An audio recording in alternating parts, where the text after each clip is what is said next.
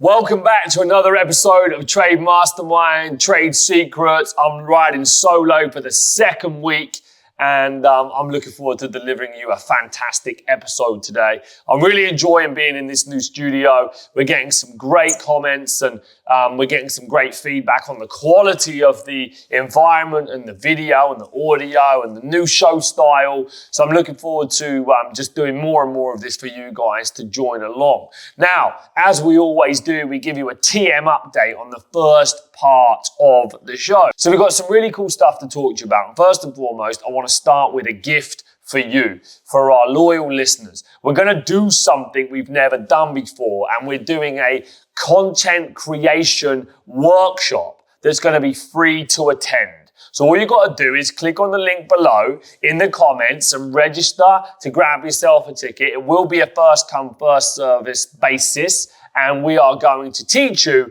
how to create content at scale, how to take that long form and chop it into short form, and how to build your brand for your personal and your business using audio and visual. So it's going to be a fantastic day delivered by our head of creative. See in the link down below in the feed if you want to be able to get on that. Now, I am going to be going back to Marbella very, very soon, and I'm going to be setting up the Marbella business retreat that's happening this July, 18th to the 21st of July. I've got a 20-man villa, private pool, private gym, private area, and we're going to be doing a big mastermind in there over 3 days. I'm really looking forward to it. And again, you guys have got the opportunity to apply to join that. Just follow the link in the description to be able to register to be part of it. What we've got is what's hot in the construction industry right now. This is one of my favorite sectors of the show. It gives you some of the highlights of what's going to be happening around you. And the heat pump sector is about to explode. The government want to install around 600,000 heat pumps by 2028. 600,000.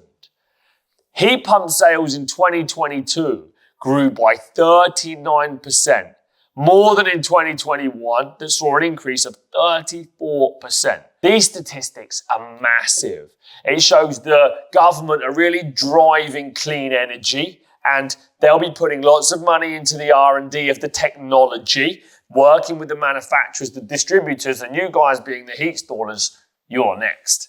And you guys being the heat pump installers, you're next, and you're going to benefit from this significantly. And I believe those early adopters are the ones that are going to get to know. So I recommend that you come down to our 7-figure, renewables day and come and learn about how you can build a great air source heat pump business too.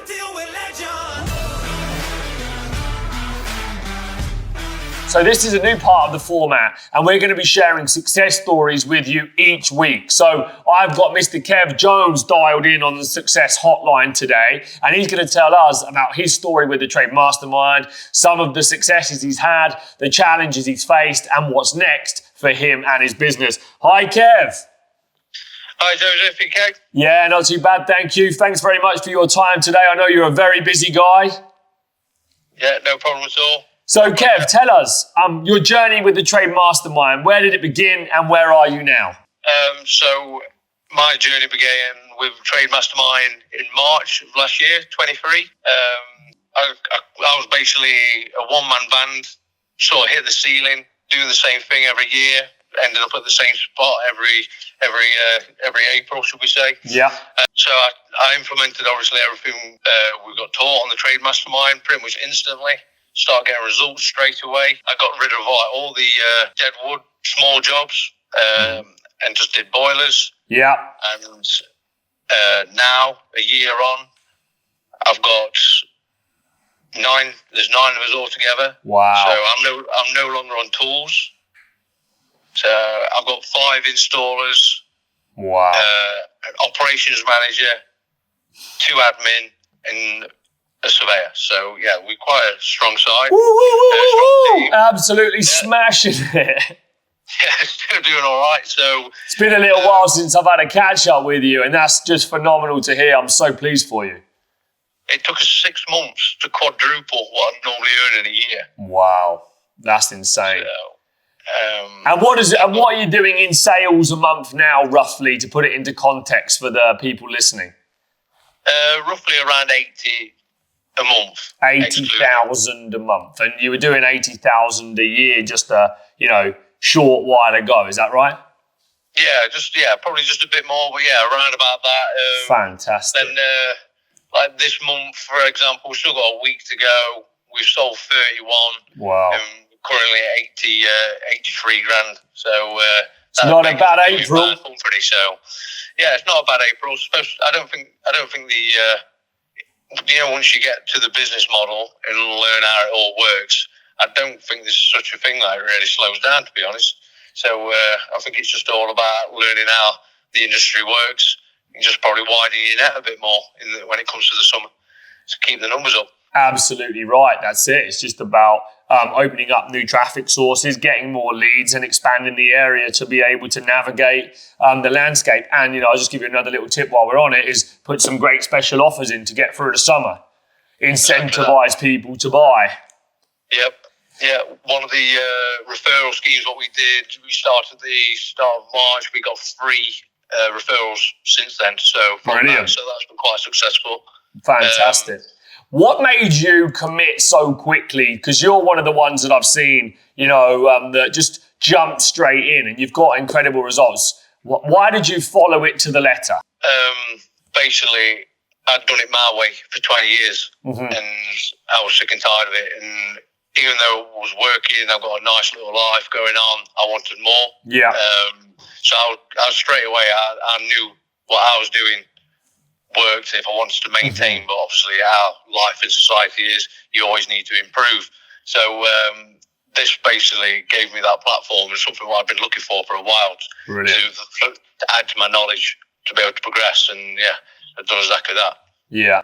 And for clarity, did you feel like you weren't hitting your full potential doing what you were doing? Yeah, 100%. Yeah, I just felt like I think if anybody who's done an industry for a long time, you get to a point where you think, oh, it's just another day at work. Yeah. And I probably should be doing better for myself. Yeah.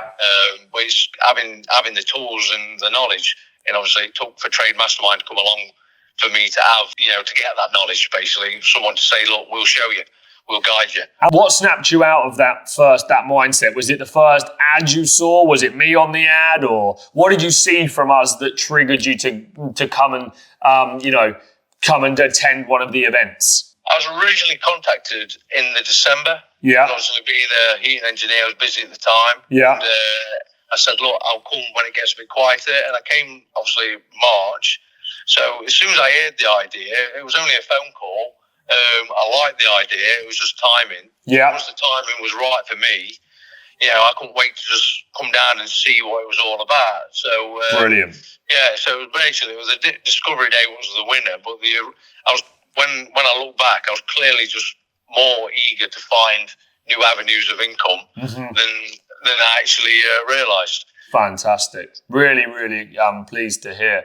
And were you skeptical at first, or did you just, believe that it was going to be a good opportunity for you? I believe in something like gut feeling. Personally, a lot of decisions I made is gut feeling, and I didn't have any bad feelings about it. It felt genuine, and I felt like, well, if this company's just trying to, obviously just trying to suck me in and spit me out, sort of thing. At the end of it, then I'd probably feel that feeling straight away. But everything about it, the way they run, the way the people were I met and who I spoke to. Really professional. Good. Obviously, just builds in confidence as obviously, because the first phone call, we all get different phone calls about potential opportunities. But something about this one just felt right. Especially guided. There's nothing like this had really come along before. What's guided towards my industry, and I felt like the least I could do was obviously just come down and see what it was all about. Fantastic. And looking back, are you pleased you made the investment? Yeah, very. So is my family. Oh, that's really good to hear, mate. Lovely stuff. One of the most rewarding things is obviously I get to see my family more. So I get to take my kids to school in the morning because I've structured my business around that. I don't start work till 9:30. So wow. I can even be available on the phone, but I can take my kids to school now. So I'll always have the memories, obviously taking the little rascals to school every morning. Yeah, that's amazing, mate. I'm so pleased, and money can't buy that back, can it? No, exactly, and it all comes through experience. Obviously, my dad was very committed and good work ethic like myself. Mm-hmm. He's also a heating engineer, so that's where obviously my background is. But he didn't have that choice. So he didn't ever get a chance to take me to school and stuff like that. And so I think you can probably sometimes pick up on other people's, I won't say the mistakes, but just way life is, isn't it? So it's just something I wanted to be able to do, and not be at work all the time. And this has also given me that platform to be able to do it. So forever grateful. Fantastic. And what do you think's next for you then in the next 12 months, buddy? I'm already on the solar research. So I'm looking to take everything I've learned with the boiler and take it into a new vertical into the solar and then beyond, really. Fantastic. Absolutely sounds like the plan, my friend, and I'm sure you're going to smash it. So I'll look forward to seeing you very, very soon. I'll let you get back to running your business, and thanks very much for being here with us today. Yeah, thanks for giving me the call. Take care. Bye, buddy. Thank you, Joseph. Take care.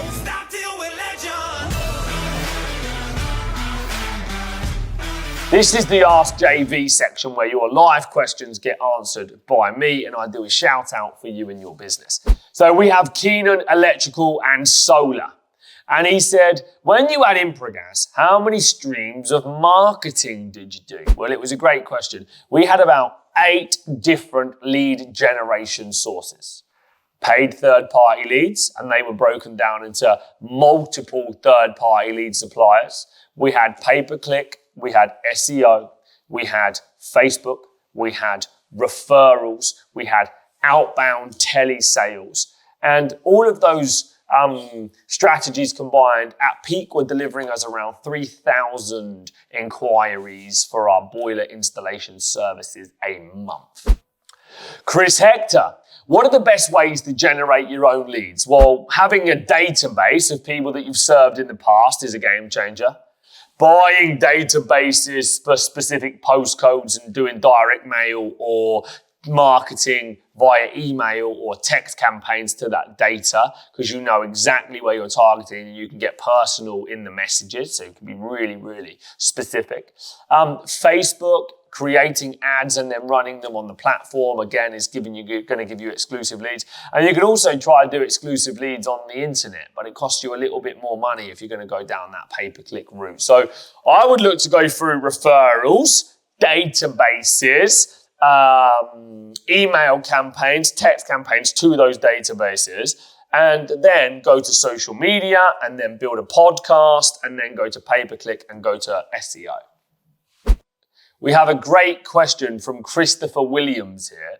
What's the most effective way to stand out in the marketplace, Joseph? Well, the most effective way is to look at what the masses are doing, observe what the masses are doing, and do the opposite. Observe what the masses are doing and do the opposite. Or find somebody that's succeeding in your marketplace and work out what content they are putting out and copy it. Because I believe there are blueprints that create success, and I believe that most people don't follow a blueprint. So the ones that aren't, thank you very much, you stay doing what you're doing, yeah? And the ones that are, they'll be following the blueprint. But I like to, again, observe the masses and do the opposite. And sometimes standing out doesn't have to be about standing out completely by changing the game. It's not about reinventing the wheel, it's about modifying the wheel. We stood out at Impra because we did the right things that everybody else should have been doing, but because they didn't build brand, they didn't present, they didn't have a process, they didn't have great service, they didn't know how to sell. It made us completely stand out from the crowd. And that worked. So I recommend in any sector, in any noisy industry, do that. How could we increase the lifetime of a customer that's ordered solar and battery systems, says Designer Living? Great question. Well, the only way to do that is to either sell them a maintenance plan, a service plan of some sort, an extended warranty, or create new services. Sell them a boiler, sell them an air source heat pump, sell them a bathroom if you need to, but it's how do you get that home improvement customer that has bought solar to improve more of the things in their home? And how do you do more services that are only one step removed from what you're currently doing, not 10 steps? You know, from solar to bathrooms, it's probably a big jump. From solar to heat pumps, it's not. From solar to boilers, it's not. From solar to EVs, it's not, okay? And from solar to extended warranty or service plan or maintenance plan, it's not. So hopefully that gives you some avenues to go down, but that's where I would start. Tom Power, I feel like I'm busy being busy, giving people my work to earn a bit here and there. How do you get out of this non-profitable situation? Great question, Tom Power. Well, what you need to do is you need to build an operating model that's scalable. In business, if you're only trying to make a little markup, it's not enough to deal with the aggravation. So I like to take the lion's share, okay, by creating a big ticket, big margin opportunity. In business, you can sell muffins or you can sell wedding cakes. If you sell a muffin, you can feed one person. If you sell a wedding cake, you can feed many, many people. And if you want to build a great business, you need to be able to cut the cake. Trying to make money on small ticket, small margin services at scale in the construction sector doesn't work. Trying to make money off a big cake in the construction sector works. Lewis Turner, common objection handling questions and how to deal with them. Okay, the first one always is, I need to think about it. And the first response is, why? And then they will then give you the next excuse or objection as to why they can't make a decision. And you're going to ask them, okay, I understand. Why is that? So they might go from, I need to think about it, to, I need to do some more research. Okay, why do you need to do some more research? What haven't I answered? There's nobody better to give you the answer than me while I'm here. So let me spend some more time with you and address any concerns that you have. Or it might be that I need to speak to my partner. Okay, great. Well, can we get your partner to come into the room? Or can we get them on the phone? Or when can I come back and revisit so I can speak to your partner directly? Other things is I don't know if I can afford it, or it's more than I expected it to be. Okay, well, what were you expecting it to be? Where did you get the idea that it was going to be that much? And it isn't going to be that much, so how can I facilitate your payments by selling you a finance package that allows you to spread the cost? You know, for price objections and affordability objections, we can always use finance to help spread the cost. For partner objections, we need to get into front of the partner, okay, or get them on the phone. For getting other quote objections, we need to understand why, what are they looking for, what are the services do they need, why do they think that they're going to get a better price or a better service, what can we do to give a deal or an offer to incentivize the decision then and there. And, you know, we've got to play with those objections. But every objection is the same objection repeated in a slightly different way, regardless of sector. Yeah, and what you've got to do is you've got to identify and then isolate that objection. Because you can use a close when it comes to a special offer to close the deal. But if the customer is in a scenario where they've said they needed a little bit off, you give them a little bit off and they won't go ahead because they still need to, speak to their partner, then you've given your best foot forward to close a deal and now they put up another barrier. So you want to be saying, look, if I give you a special offer today only to go ahead, is there anything that's going to stop you making the decision before I give you it? Because if there is, then it's probably not worth me giving it to you. And I'd rather give it to you at a time when I know you can move. Well, actually, I still need to speak to my partner, even if it's really good. Okay, so then at that stage, there's no point you bringing in the objection to be able to make the job or get the job done. How to increase leads. Lead gen companies not giving really many leads to me. Most other lead gen companies want 6 months of trading history, says Deck. Okay, great. Well, first and foremost, you've got to keep in touch with all of the lead gen companies. You'd ring them every single day, okay, until you get known that you've got the hunger and the desire to serve, okay, and to buy more leads. And you've got to commit to a good amount of leads. And you also don't want to keep sending them back and, aggravating the lead gen company, or they'll send them somewhere else. So connections, relationships matter. And, you need to do referrals. You need to do databases, you need to do social media, you need to do family and friends, you need to do armed forces discounts, pet OAP discounts. Until you get a good supply of the leads coming in, if you've got to get over this 6 months trading history thing, which on occasion is just a consequence of seeing it through, if that's their criteria, that's their criteria. You can't shortcut the criteria. So you have to use and leverage these other platforms around it to be able to overcome that in the interim. So thank you very much for listening. Some really great questions, a big opportunity in the air source market. We've got a free content creation day for you to come down and learn. We've got our Marbella business retreat. We've got our Solar and Renewables Academy to help you get into air source and renewables that you can access completely free of charge in the links below. And if you like, subscribe and comment on the show, you're going to get notified when the next show's coming. And I know you want to watch the next show, so make sure you notify and press that bell on the YouTube screen. Thanks for listening. Take care. Have a lovely day. 3, 2, 1.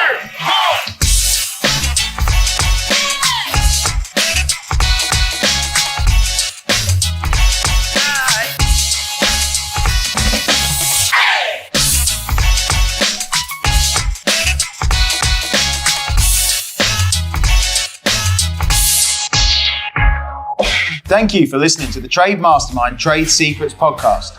If you want to find out how Trade Mastermind can help you further, head to our website, trademastermind.co.uk, and don't forget to like and subscribe. Stop till we're legend.